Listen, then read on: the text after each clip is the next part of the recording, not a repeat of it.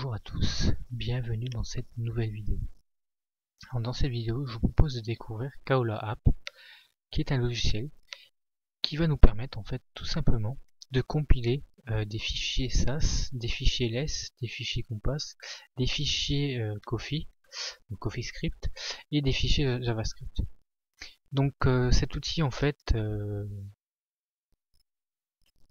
nous permet en fait tout simplement de ne pas utiliser les lignes de commande. Parce que comme vous le savez, SAS, Compass, LESS, en fait, à la base s'installe avec Ruby. Donc, il faut ouvrir le terminal. Donc il faut d'abord installer Ruby sur votre système. Donc si vous êtes sur Windows, il n'est pas installé, donc il faut l'installer. Et la plupart des installations de logiciels via Ruby se passent dans le terminal. Et c'est relativement pénible pour les personnes qui n'aiment pas le terminal pour des raisons diverses. Donc par exemple moi sur Windows je n'aime pas du tout le terminal, c'est pas du tout adapté je trouve. Donc je préfère utiliser des logiciels comme Kaola App, à savoir qu'il n'existe pas que Kaola App, il en existe d'autres payants. Donc il y a Fire App de mémoire, il y a Scout qui est gratuit, il y en a un autre qui existe pour macOS, je ne sais plus comment il s'appelle. Enfin bref, et nous aujourd'hui on va découvrir Kaola App. Pourquoi? Parce que tout simplement il est gratuit et il est beaucoup plus léger que Scout. Scout en fait lui c'est une application Adobe Air et sur mon système ainsi que sur d'autres machines que j'ai pu tester ça bug pas mal. Donc pour télécharger Kaola App c'est relativement simple. Comme vous voyez il y a un bouton download, ça va vous ouvrir Amazon Cloud Drive, vous le téléchargez, vous l'installez. Donc ça peut prendre plus ou moins de temps suivant votre connexion, et votre machine. Je sais pas s'il télécharge les fichiers directement ou si c'est déjà compris dans l'installeur. Je pense qu'il les télécharge en fait. Donc ça peut mettre un peu de temps. Donc moi j'ai déjà installé le logiciel. Donc il se retrouve sur mon bureau. Je l'ai déjà lancé et en fait j'ai déjà en fait un fichier SAS. Mais pour les besoins de la vidéo en fait, on va remove et on va recommencer. Alors, sur mon bureau, j'ai un dossier SAS. À l'intérieur de ce dossier SAS, j'ai un dossier SAS qui contient mon fichier SCSS. Et j'ai un dossier SCSS où va se retrouver en fait les fichiers compilés. Pour ajouter un nouveau fichier à compiler, vous cliquez sur Nouveau. Donc là, bien évidemment, on remove ici. Moi, je vais remove ici. Hop. Donc ça vous ouvre une fenêtre et vous choisissez en fait le dossier dans lequel vous allez travailler. Moi j'ai tout mis dans un fichier SAS et les fichiers à compiler sont dans le dossier SAS. Donc automatiquement Kaola détecte que j'ai bien un fichier app.css. D'accord. Donc ça c'est plutôt bien. En cliquant sur app.scss, ça nous ouvre en fait un panneau latéral. Dans ce panneau latéral on a plusieurs options. Donc on va décocher source map, autocompile, donc ça permet en fait tout simplement de compiler automatiquement dès qu'il détecte une modification sur le fichier.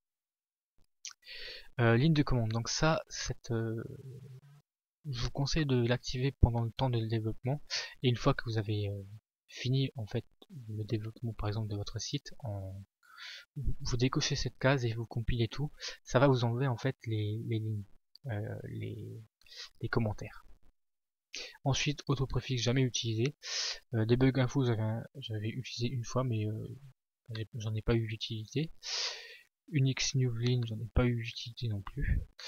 Compass mode, donc ça c'est pour passer au mode compass, donc on va le désactiver. Et on est parti. Alors moi mon but c'est de vous montrer comment ça fonctionne. Que ça fonctionne. Alors là je vais faire l'exemple que j'ai fait. Donc imaginons que j'ai un menu.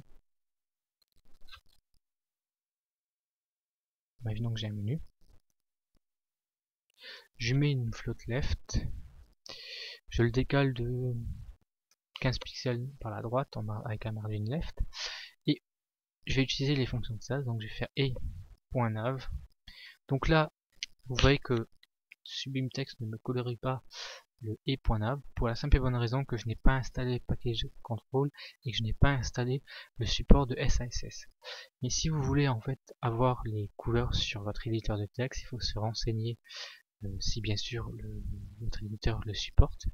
S'il existe un plugin, donc moi je sais de source sûre puisque j'ai Sublime Text sur notre machine, qui en fait a le support de SCSS. Donc c'est relativement simple, vous utilisez le package control de Sublime Text et vous choisissez le package à installer et vous sélectionnez SCSS. Et normalement tout devrait être bon. Alors moi, bien évidemment, je vais pas le faire, mais je vous invite à le faire. Donc on est parti. Donc au niveau de ma nav, je vais juste dire que c'est une liste timeline. Voilà, c'est tout. Et au niveau de là, je vais dire et nav et.nav et nav li float left, donc display block, et je lui dis qu'on aura une border radius de 6 pixels et qu'on aura en fait tout simplement une background en FFF, en CCC. Donc là, j'enregistre et normalement,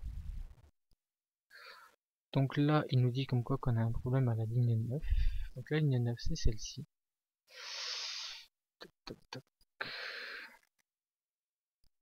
Ouais, c'est pas, c'est e.9. Voilà. Donc là, il a compilé. Voilà. Il a compilé pour la simple et bonne raison que j'ai donné une flat left, une display block, et je peux changer. Là, je vais changer la couleur en DDD. Donc là, je mets DDD. Il va compiler et il va changer mon fichier en DDD normalement.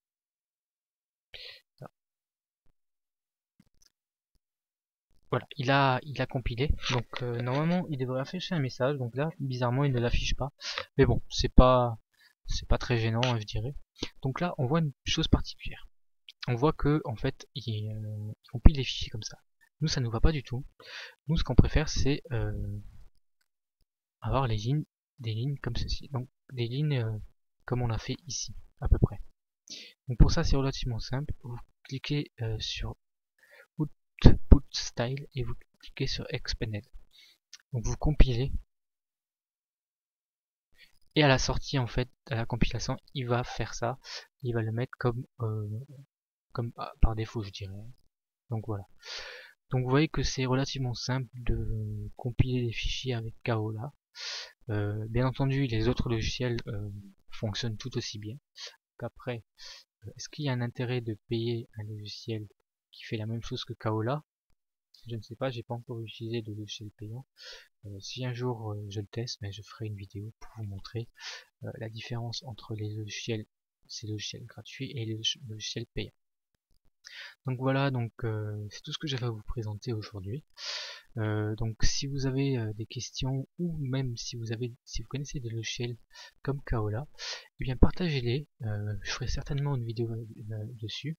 Et en attendant, moi je vous donne rendez-vous dans une prochaine vidéo. Ciao!